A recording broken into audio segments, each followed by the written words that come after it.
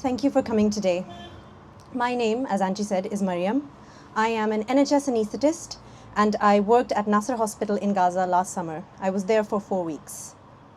I want to tell you a bit about that hospital. That hospital had been raided, its staff detained, some disappeared, with no one knowing their whereabouts. That hospital was then closed by the IDF, with patients and staff still inside the building. Weeks later, when people returned to re-establish the hospital for partial use in preparation for our teams entering the hospital, a mass grave was found behind the hospital. Patients of all ages had been buried with their hands tied behind their backs, corpses with drips and catheters still attached to their bodies. I don't mean to be graphic, but the decaying bodies of babies on the neonatal and pediatric intensive care unit were found. That hospital was bombed again last week. The Specialist Cancer Center, the Turkish-Palestinian Friendship Hospital, was bombed in its entirety. It is now rubble, and the video of the entire hospital being detonated is celebrated in right-wing Israeli newspapers. The Christian Anglican-run Al-Ahli Hospital was bombed last week on Palm Sunday. Everyone in the hospital was given 3 minutes to evacuate. Of course, not everybody made it out. Healthcare workers are protected under international humanitarian law. We all know about the widespread, systematic, targeted destruction of Gaza's healthcare as part of the genocide. But let me make this more personal by talking about Dr. Iyad Rantisi. He was 53, and he was the head of the maternity department at Kamal Adwan Hospital in the north of Gaza. In November 23, when the IDF ordered the evacuation of the entire north of Gaza, Dr. Rantisi left work, went home, took his family, and started walking south through a designated safe area. His wife recalls that he came into the house, didn't have time to change his clothes, so he was still wearing his scrubs as he fled, carrying their lives and homes on their backs. At a military checkpoint, he was stopped, but his family ordered to keep walking. The last words his daughter Dina said to him, "May God protect you, my father, my love."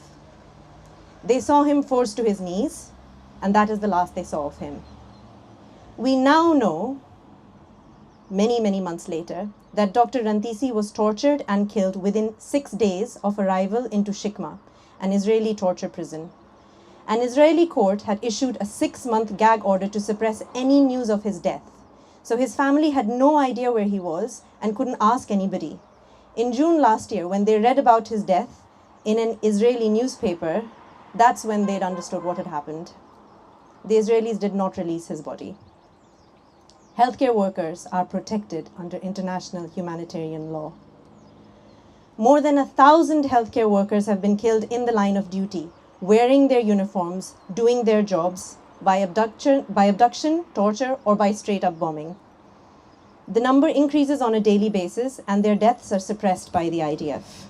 Unless someone's death gets recorded on their phone and is then circulated on social media by colleagues who discover their bodies, as happened with the more than a dozen paramedics who were killed and put in a mass grave just a few weeks ago. This is the reality of Palestinian life. They document what they feel are going to be their inevitable deaths so that their stories can be told by people. There are multiple stories of surgeons finishing their operations knowing that the IDF are outside waiting for them. Healthcare workers are protected under international humanitarian law. Healthcare Workers Watch documents almost 400 cases of unlawful detention of healthcare workers. That is on top of the more than 1,000 that have been killed. This is beyond dystopian. Remember, I say, healthcare workers are protected under international humanitarian law, as are healthcare establishments. But as this genocide has shown us, what law? There is no law. It all bows down before the military-industrial complex, and it is being enabled by Britain.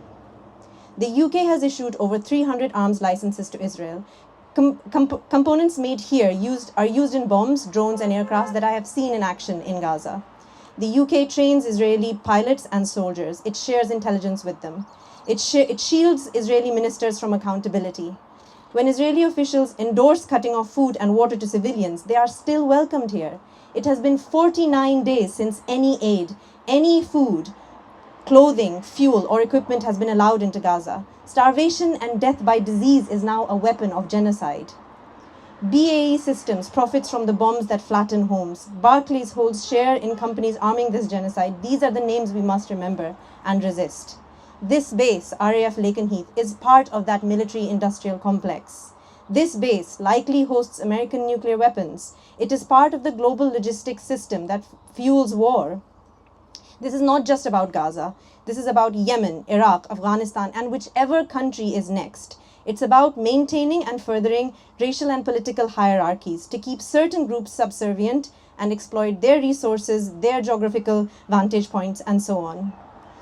The jets that fly from here, the weapons that are stored here, the training that happens here, it all feeds into the violence that we see overseas, the environmental destruction that we see worldwide, and the austerity that we see at home.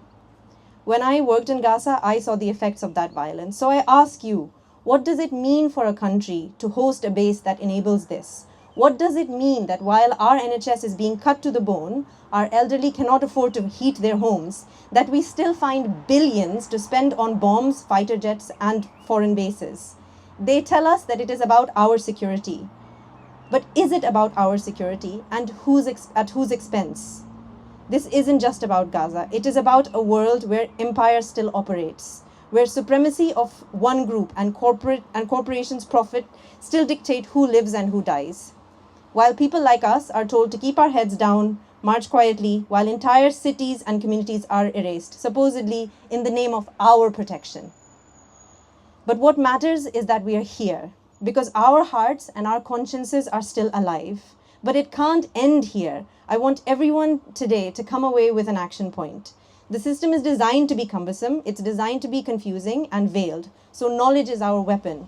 Join groups like Campaign Against Arms Trade, Stop the War, Lakenheath Alliance for Peace, and learn. If you are in a union, push it to take a position. Ask what it is doing about solidarity, arms companies, or police violence at protests. Submit a motion and follow through. If you work in healthcare, or even if you don't, if you use healthcare, ask your trust and your GP what companies they're buying from. Learn who they are and check if your trusts and your hospitals, your GPs are sourcing equipment or training or investments linked to Israeli arms manufacturers or institutions. If you work in a university, call out partnerships with Israeli institutions that are complicit in the genocide and the occupation.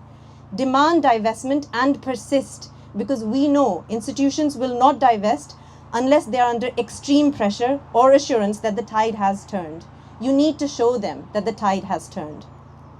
And if you're any or none or many of those things, please write to your MP, even if they ignore you. Demand that they take a stand for an arms embargo on Israel. Don't accept their cliched answers. Challenge them over and over again. Because at this point, the bombs are still falling. There are still people in Gaza documenting. They're still digging out their bodies and their survivors, and there are still people working. That is their form of resistance, and they are still trying to keep each other alive. Angie sadly gave us very good examples of humanity and human versus human, one genocide after another, forcing a reflection on what it actually means to be human. Our humanity needs to evolve beyond mindlessly regurgitating the slogan "never again" and actually living it.